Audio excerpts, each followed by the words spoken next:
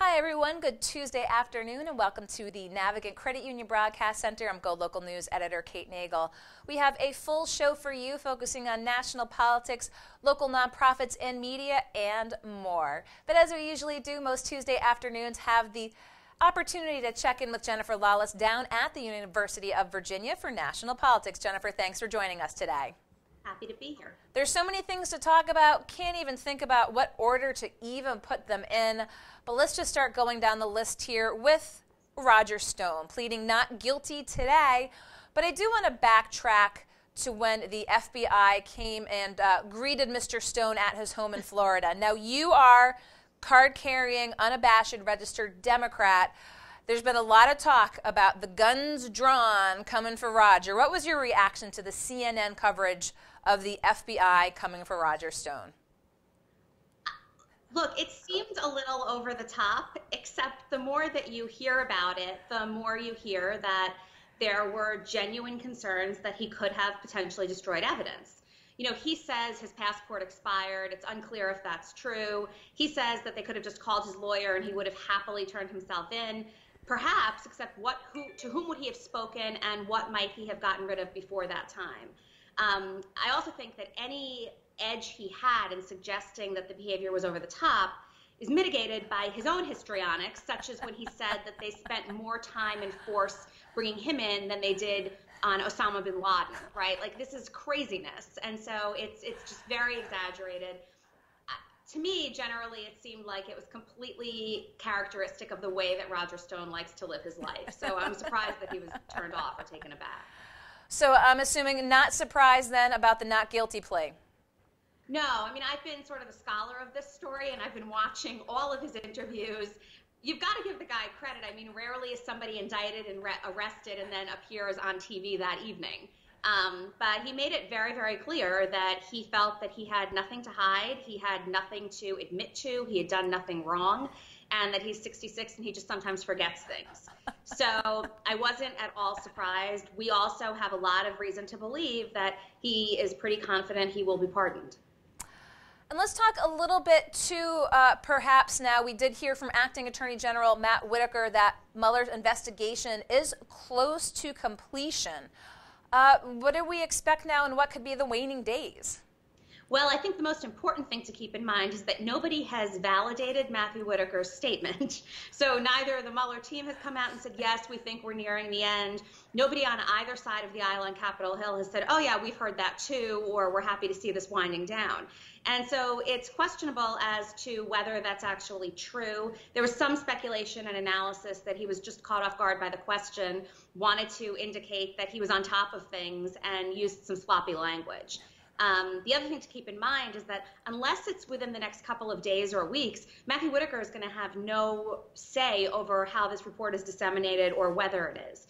So, you know, I think that the delay in Barr's hearing and confirmation vote extends Whitaker a little bit, but it's unlikely that he'll still be in that position when Mueller issues the report. And going back for a moment to Roger Stone, Jennifer, and of course, as we continue to look at the Mueller investigation, what, or if any, is there a commentary pertaining to anything on Trump pertaining to Stone? Well, there hasn't been that much. I think that Trump has become a little bit more careful, or maybe he's just overextended and can only comment on so many different things at one time. The one thing that struck me is that this was one more example of somebody being charged with lying to Congress. And it's the highest ranking official as of late, right? Or the highest ranking person in terms of connections to the president. And to me, that suggests that it's very likely that Don Jr., who had also at the time been accused of lying to Congress, might very well be next. So, you know, I think that a lot of the attention that this has gotten and the fact that Trump has not been particularly vocal could very well be because they assume that what's coming next is going to be something that's going to require quite a bit of a response. Now, of course, we've seen the media attention and the scrutiny and the commentary on Roger Stone. If there were to be something pertaining to Don Jr., I mean, what would it be a level of press that we have not seen before? I think so. I think the other question then becomes, what would Donald Trump be willing to do, and at what point would he be willing to put his family above the presidency? Up until this point, there were people that were clearly part of Trump's orbit, that were close to him, that thought that they were friends, that believed that their loyalty would be repaid, and almost all of them, one by one, have seen that that's actually not the case. Michael Cohen is the most obvious example. But, it becomes Greek tragedy-ish when we get to Don Jr. or Jared Kushner, and I think the whole narrative changes, and the extent to which this presidency could potentially end not by impeachment, but by the president saying, look, I don't want to see my kids go to jail, I'll step down. I don't think that it's as likely as people probably would have expected a year ago or 2 years ago, when he seemed like such a family man. That was the one thing he sort of had going for him, it seemed like. But I'm not sure that we should put that, completely out of the realm of possibility. Speaking of the presidency and everyone who's tossing their hat in, or potentially for 2020, as we talked last week, you said who isn't running for president, and then we heard from former Starbucks CEO Howard Schultz, specifically Sunday evening on 60 Minutes, as he was talking about his new book and also his interest in running as an independent. The outcry amongst the Democrats was almost immediate. Right. I mean, the Democrats are concerned for two reasons. The first is that they don't want to create any kind of situation where it's possible that Trump gets reelected because an independent candidate peeled off some of the Democratic vote. Second, I don't think that they are in a position where they want to have to deal with somebody else condemning their party and what they stand for and the message that seemed to have worked in 2018. And when you have somebody like Schultz say, well, look, I can't run as a Democrat because I don't support a 70% tax on the wealthy Americans, the Democrats don't support that either. One Democrat said that. I think it makes their broader narrative and the narrative of the other candidates running more difficult. So, he has not been welcomed with open arms. So is Howard Schultz a pretender or a contender? I don't see it actually happening. I mean, you've got to believe that after the reception he's received in the last few days, and it's not only a pretty lackluster 60 Minutes interview, it's also as he's been continuing his book tour, there have been hecklers who have been saying things that are not ready for prime time, screaming them out at him. I'm not sure that it's worth it at this point.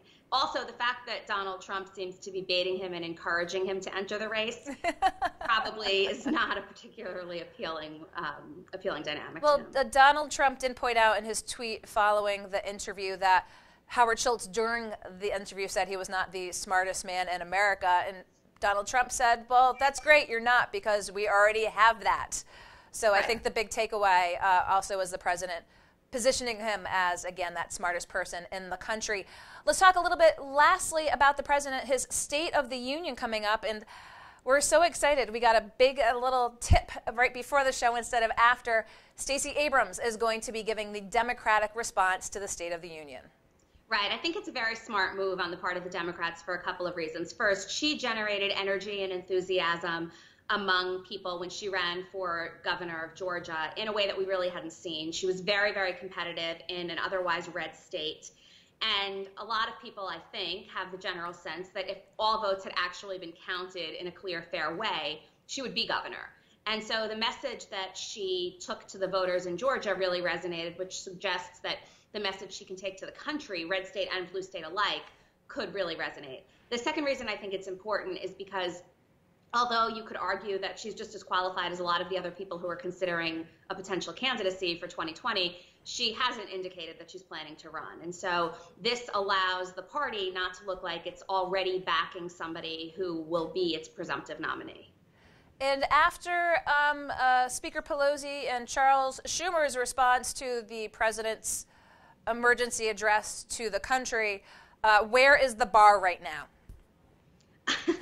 I think it's quite low, but what I would say is remember that delivering the State of the Union response is one of the most difficult, awkward things somebody can do.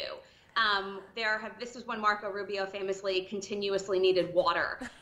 Yes. The atmosphere is very, very forced. You're preparing your speech well ahead of the time that you actually know what the president's going to say. It's staged in a way where it just sort of looks awkward.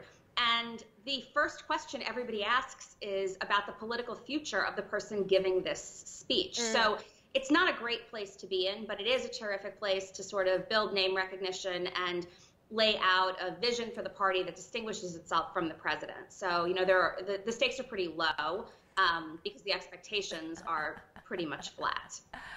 Well, we'll see moving forward. Of course, as we know, things can change in one day or a week, and we look forward to be able to catching up with you next week here on Go Local Live. So Jennifer Lawless down at UVA, thank you so much for taking the time to Skype in. Of course. Okay. We're going to let Jennifer Lawless go down at UVA. We're going to get a lot more local here in the Navigant Credit Union Broadcast Center in just one moment.